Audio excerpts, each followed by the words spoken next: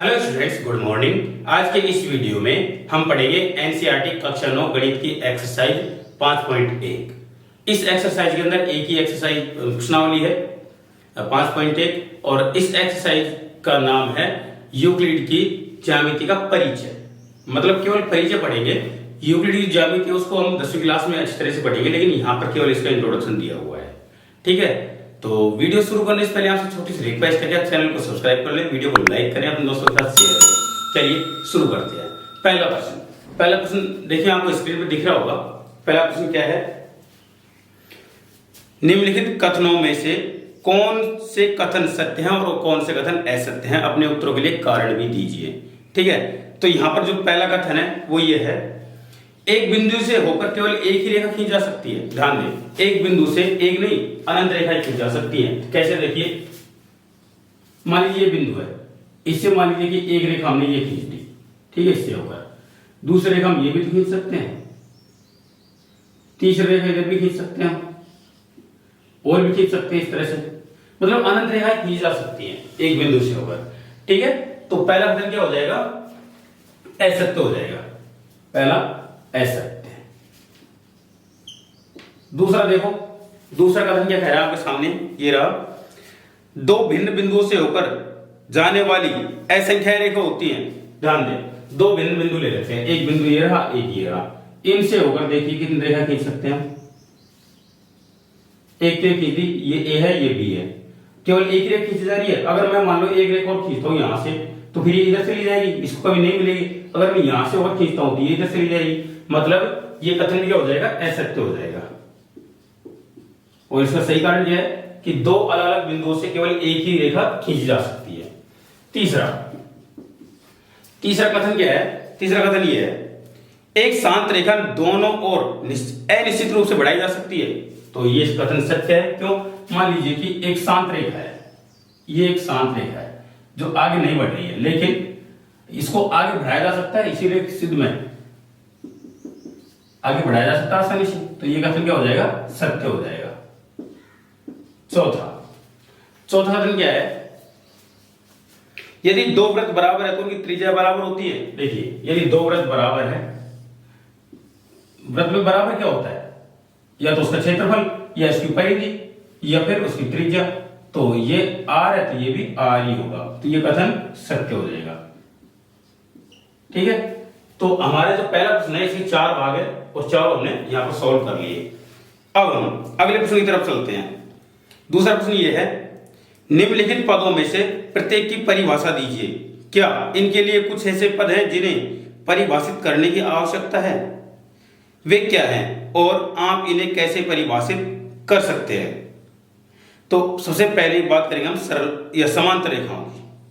समांतर रेखा क्या होती है? देखिए, समांतर रेखाएं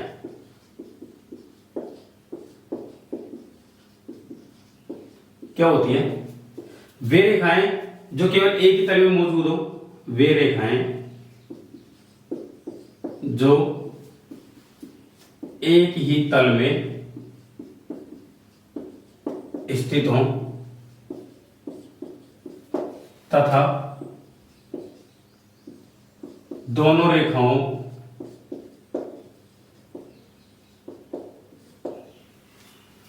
के मध्य दूरी समान हो,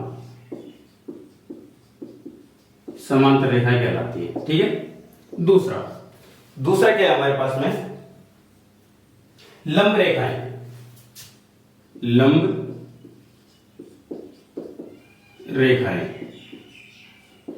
रेखाएं क्या होती है? देखो, समांतर रेखाओं को मैं चित्र बना के बता देता हूं। समांतर रेखा कुछ इस तरह से होती है, ये और ये। ठीक है, लंब रेखा क्या होती है? एक रेखा एक तल में मौजूद है, दूसरी रेखा भी उसके विपरीत तल से उसके लंबवत 90 डिग्री पर बनने वाली जो रेखा होती है उसको लंब रेखा बोलते हैं। ठीक है, यहां पर ये दोनों रेखाएं एक ही तल में भी उपस्थित हो सकती हैं, ये दोनों अलग अलग तल में भी उपस्थित हो सकती है। ठीक है, तो हम ये तो बात करेंगे नहीं कि ये किस तल में होती है, क्योंकि एक में भी हो सकती है और अलग में भी हो सकती है। तो जब दो रेखाओं के मध्य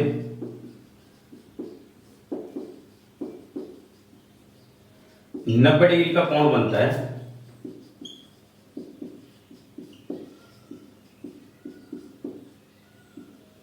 तो वे रेखाएं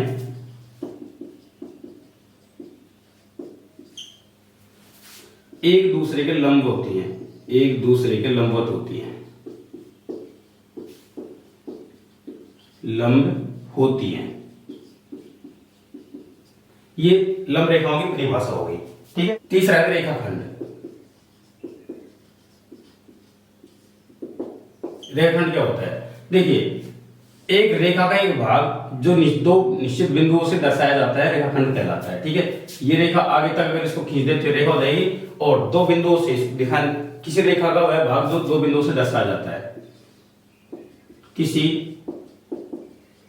रेखा का वह भाग जो दो बिंदुओं से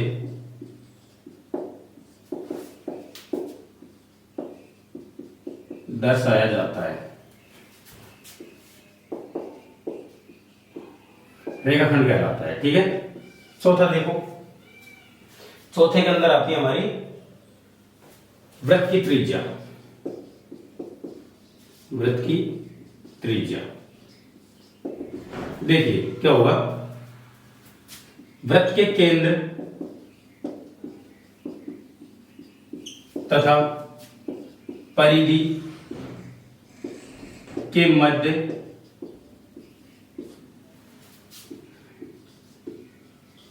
सीधी रेखा त्रिज्या कहलाती है।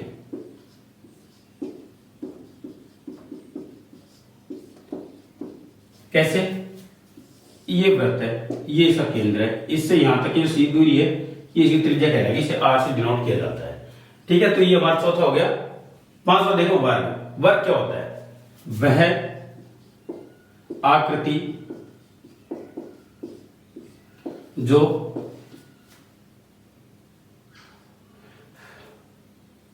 चारों भुजाएं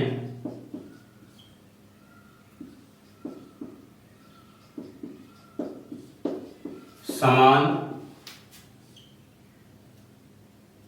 व आमने सामने की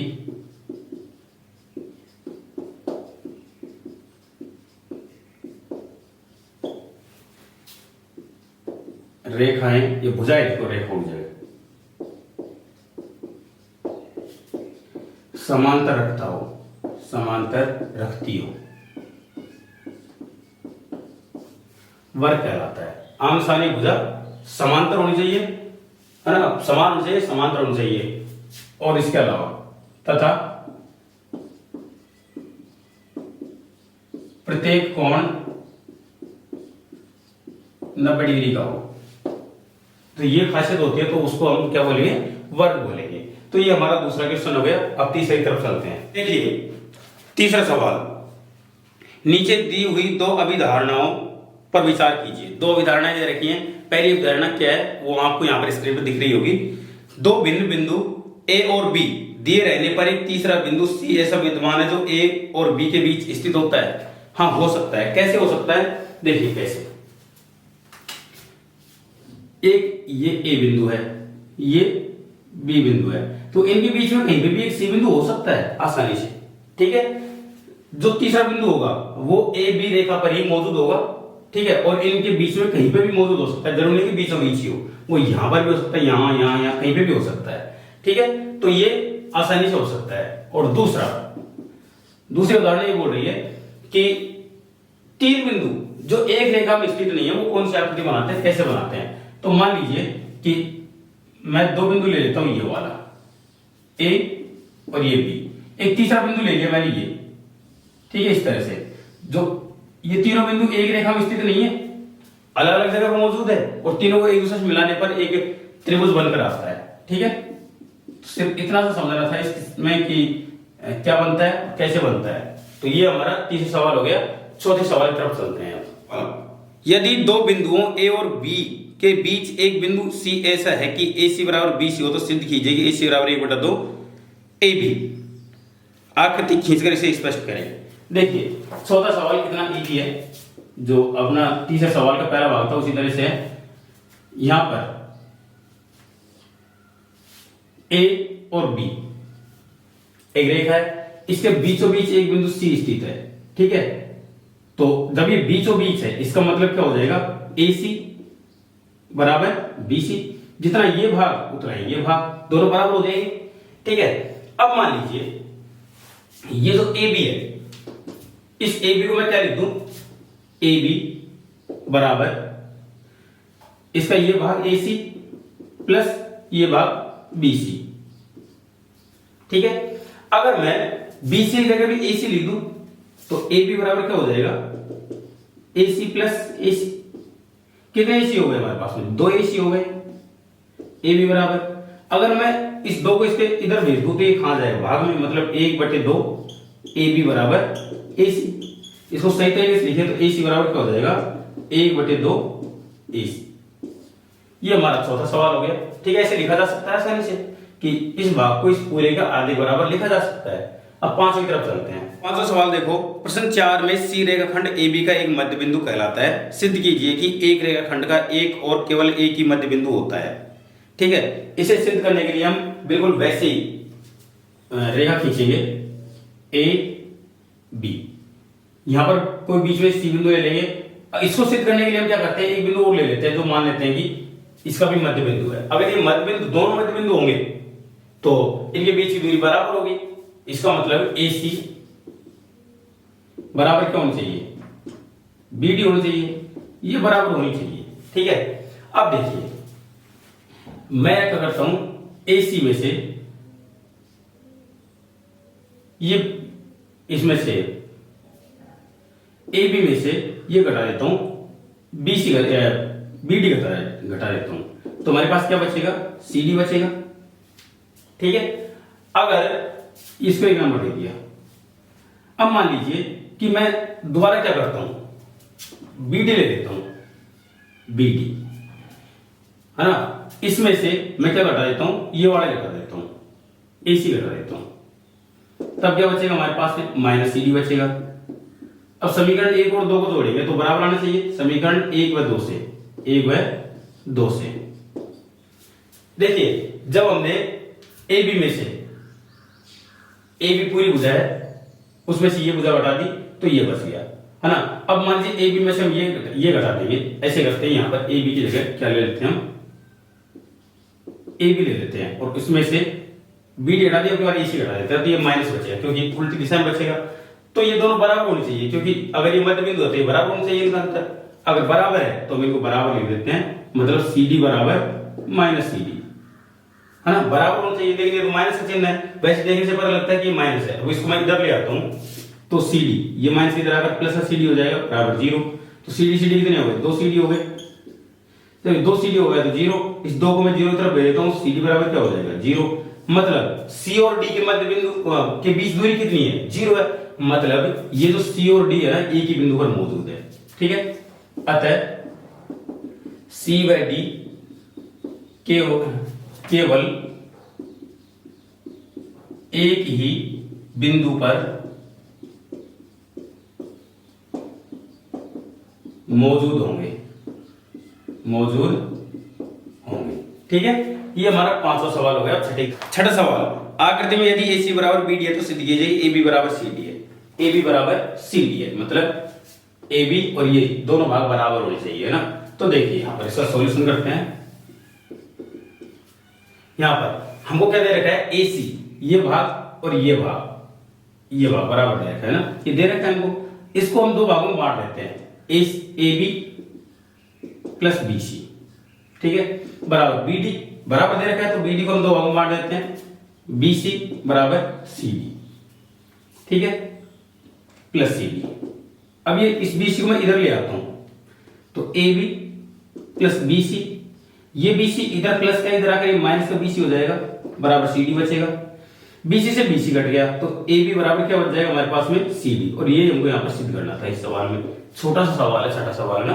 अब 7वीं तरफ चलते हैं। 7वां सवाल देखिए, यूक्लिड की अभिग्रहितों की सूची में दिया गया अभिग्रहित 5 एक सर्वव्यापी सत्य क्यों माना जाता है। ध्यान दीजिए कि हम प्रश्न 5वीं अभिधारणा से संबंधित नहीं है, जो अभिधारणा 5 दे रखी है उससे संबंधित नहीं है। ठीक है, तो यूक्लिड की अभिग्रहित 5 क्या कहती है, इसके अनुसार एक पूर्ण अपने भाग से बड़ा होता है। मतलब ये ऐसे बोल रहा है कि मान लीजिए कि एक कोई पूरी पूरी संख्या है ए बी कोई रेखा है, साथ एक बात कर रहे हैं, तो इसका एक छोटा सा भाग ले लेते हैं ये सी, ए सी। तो हमेशा जो ए बी है वो बड़ा होगा ए सी से।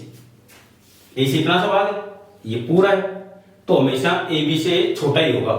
ठीक है, ये आप ऐसे मान लें कि आपके पास में 100 रुपए है, आप उनके खुले करवा लेते हैं, खुले करवाने के बाद में आपके पास में 2 50 के टुकड़े हो गए, तो 100 हमेशा 50 से बड़ा ही होता है। ये चीज सिद्ध करवा रहा है ना, तो ये कथन सत्य है या असत्य? तो ये कथन हमेशा सत्य होता है। ठीक है, तो इसी के साथ हमारी एक्सरसाइज खत्म होती है। ये एक्सरसाइज सिर्फ नाम की एक्सरसाइज है, इसमें ज्यादा कुछ भी नहीं है और 5.1 तक ही है। तो आपको अगर कोई दिक्कत आई तो मुझे कमेंट करके जरूर बताएं, वीडियो को लाइक करें, अपने दोस्तों के साथ शेयर करें और चैनल को सब्सक्राइब जरूर कर लें। चैनल को सब्सक्राइब करना ना भूलें, क्योंकि हम लगातार यहाँ पर नवी क्लास के वीडियो लेकर आते रहते हैं। ठीक है, तो चलते हैं, मिलेंगे अगले वीडियो के साथ में। धन्यवाद।